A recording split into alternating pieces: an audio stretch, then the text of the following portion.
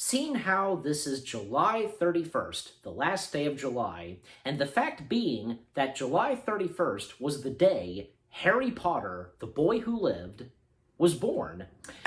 And since I started a Harry Potter marathon, basically I had reviewed all the Harry Potter films, I thought to wrap up the marathon, and since it's the last day of July, to put it that, to also end off July, I thought it was fitting enough to do one more video all about Harry Potter, which being a top 5 list.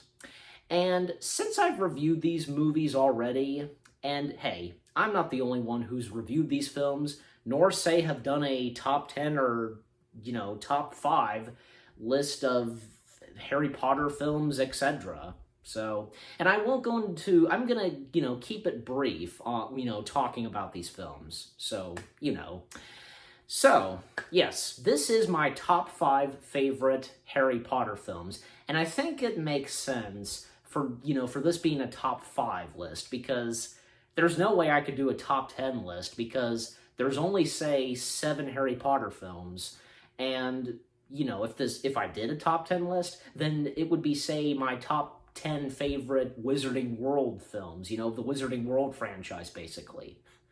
But yeah, a top 5 list of Harry Potter films makes perfect sense. So, let's get started.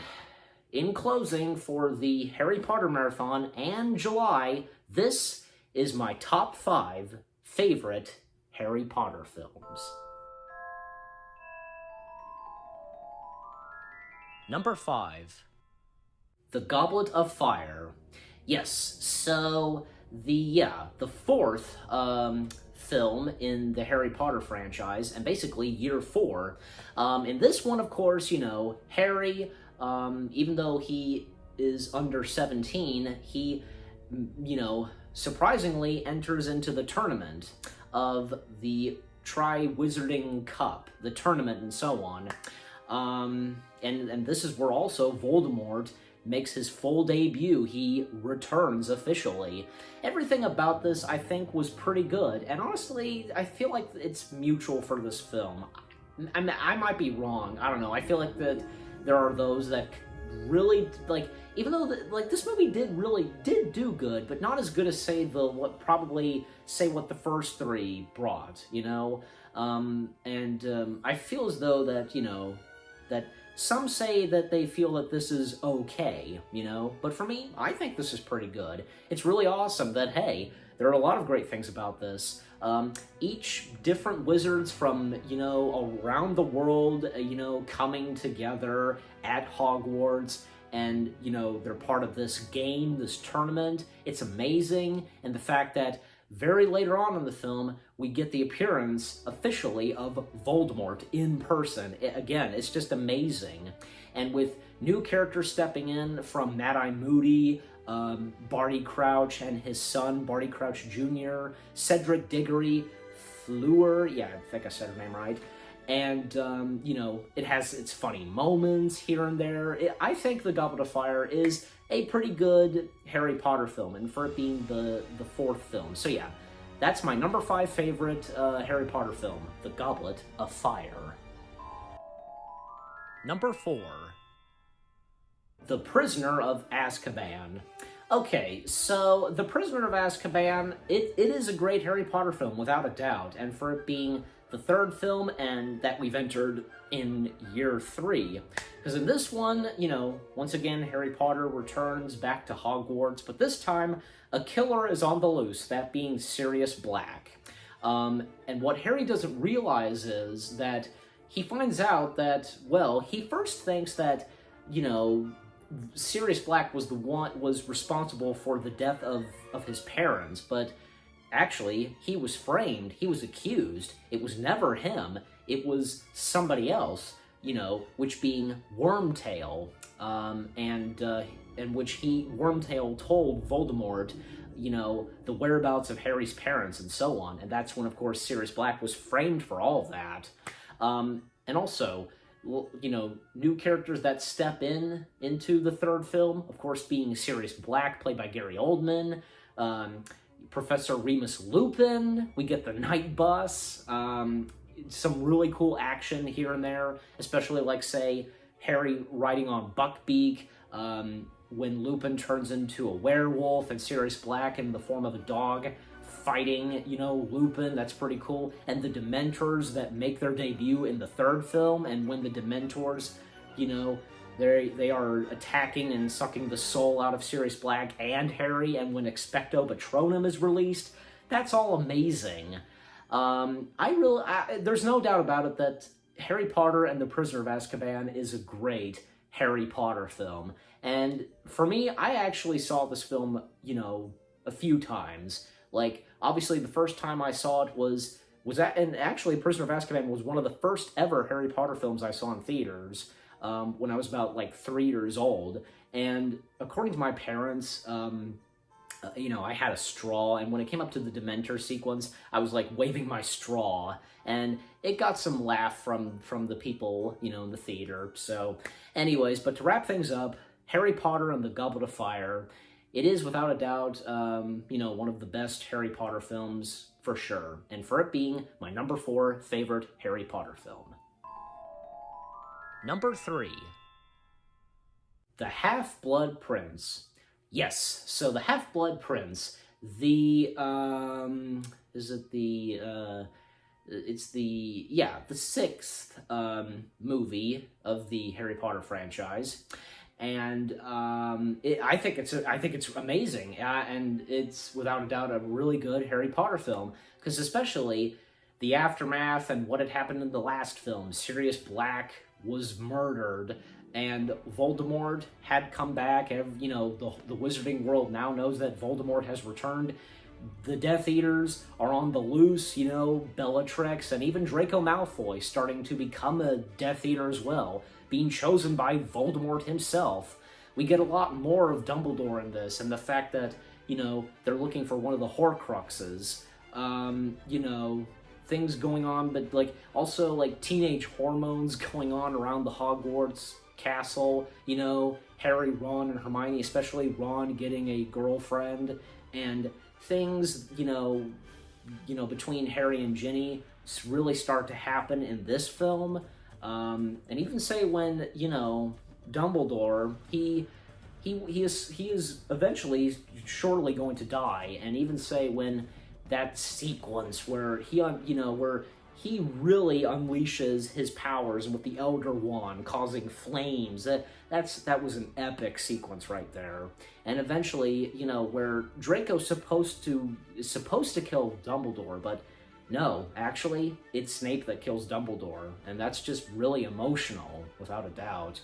And when, because, hence the title, Half-Blood Prince, we find out that Snape is the Half-Blood Prince. And Dumbledore's funeral ceremony, everybody pointing their wands in the sky and stopping evil in the sky, and the ending was amazing too, where Harry, Ron, and Hermione, they see Dumbledore's pet bird Forks, he flies off. That's a way to end the film. The Half-Blood Prince, it had some great moments, some funny moments for sure, even say when a new character stepped in too, Professor Slughorn. He was great too in this, definitely. And when Dumbledore asked Harry to get him to speak up and, find out what with his encounter and interactions with Tom Riddle, it's all amazing. So yeah, The Half-Blood Prince, it's a great Harry Potter film. And what would come next after that? So yeah, Half-Blood Prince being my number 3 favorite Harry Potter film. Number 2. The Deathly Hallows Parts 1 and 2. Yeah, so why not just have them both be number 2?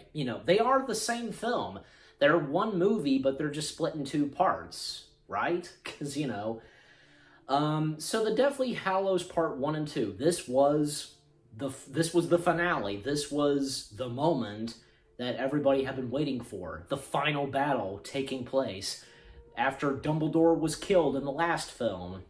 Voldemort and the Death Eaters finally took over and conquered the wizarding world, and all that's left of the Order trying to face off against Voldemort. And even say each character's, just a few of them, being killed. It's just heartbreaking, from Mad-Eye Moody to Dobby the House Elf to, Fred Weasley, Remus, and Tonks. It's really heart-wrenching. And especially when, in fact, in Part 2, Harry finds out that Snape had feelings for his mother, Lily Potter, and Harry finally accepting to die, and even say when he gets killed. And the fact that in parts 1 and 2, at a time, they destroy each of the Horcruxes, even up to part 2, when the last ones being, say, Harry and Nagini, Voldemort's snake. Yeah, and the battles that take place in parts 1 and 2 are epic and amazing, and the final wand showdown, basically, of Voldemort and Harry. And the fact that Neville was the one that, he became the hero. He killed the snake, Nagini, and thus Voldemort was killed. And even say when, afterwards, we cut to 19 years later, and, everybody is now older and has kids of their own, on their way to Hogwarts, and thus that would lead to the Cursed Child. But, with all that being said, Harry Potter and the Deathly Hallows Parts 1 and 2 are great Harry Potter films, and for them being the last of the Harry Potter film franchise, and for it being my number 2 favorite. And my number 1 favorite Harry Potter film is The Chamber of Secrets. So you might have probably you probably know about this already. Yeah, so The Chamber of Secrets, yes. It's without a doubt my favorite Harry Potter film. Everything about this I love, the fact that, just like, say, in the first film, The Sorcerer's Stone, and with this, it all, Harry, Ron, and Hermione, they're on a mystery. In the first film, they were on a mystery and such of the stone and so on. And in this one, trying to figure out who opened the Chamber of Secrets, and, maybe, like, say it was Harry or Hagrid, and believing that a spider, which being Hagrid's pet spider, Aragog, was, accused of killing the girl in the bathroom, which being Moaning Myrtle, but it turns out it was a snake, and which being the basilisk down beneath the Chamber of Secrets. And Harry gaining a hold of Tom Riddle's diary, and that's the thing, because Lucius Malfoy, played by Jason Isaacs, who makes his debut in the second film, he's the one that started this whole thing of, of the Chamber of Secrets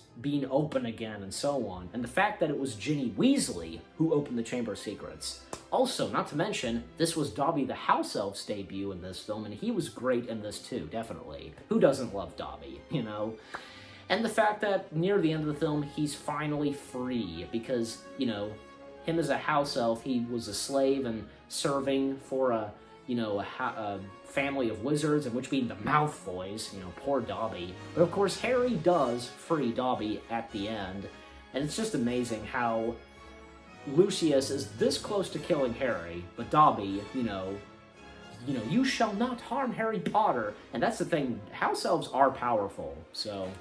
And also the spider sequence, pretty epic, and also, cringe, like, creepy, definitely. Anybody who has an arachnophobia. That's another thing, too. Like, sequences with the flying car were amazing. The Quidditch match in this was great, too. Harry being chased, by one of those balls. And, and even say Gilderoy Lockhart. He was great. He was great in this, too. And the fact that it turns out that Harry and Ron find out that he's a fraud. And the fact that the only thing he has done is actually create that, I think, that curse of wiping people's minds, obliviate, and yet at one point he does that to himself when he was trying to do that to Harry and Ron. So at the end of the film, he doesn't remember who he is, especially that end credit scene. It's hilarious. But to wrap things up, Harry Potter and the Chamber of Secrets is without a doubt my all-time favorite Harry Potter film. And I think, I really enjoyed this film, and again, it's one of my favorites.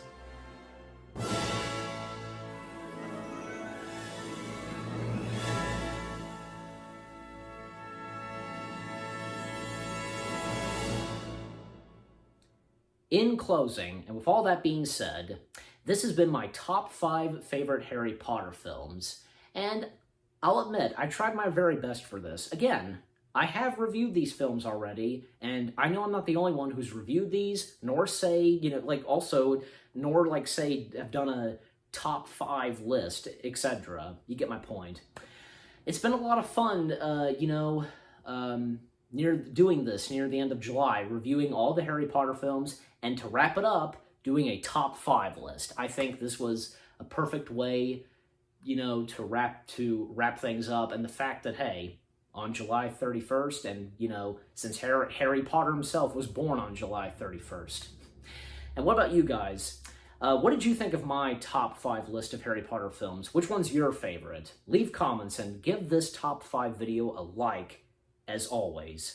So with that being said, thank you very much for watching. I hope you guys enjoyed my top 5 list of favorite Harry Potter films. More top 5/top 10 videos are on the way. They're going to be awesome. Keep looking forward, and I'll see you guys in the next video /top 5/top 10.